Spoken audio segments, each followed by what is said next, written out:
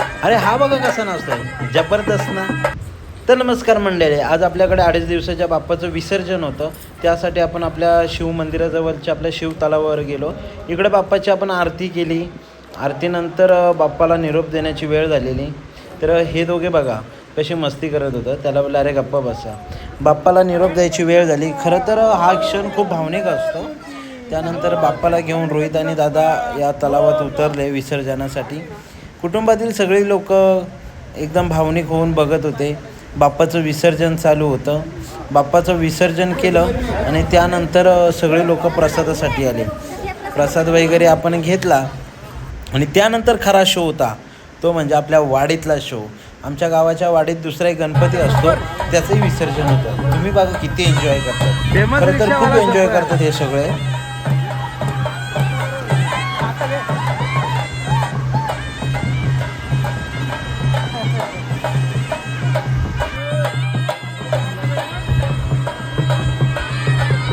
त्यानंतर बाप्पाचं दर्शन घेतलं. तुम्ही दर्शन घ्या आणि आपल्या व्लॉगला लाईक करा, शेअर करा, सबस्क्राईब करा.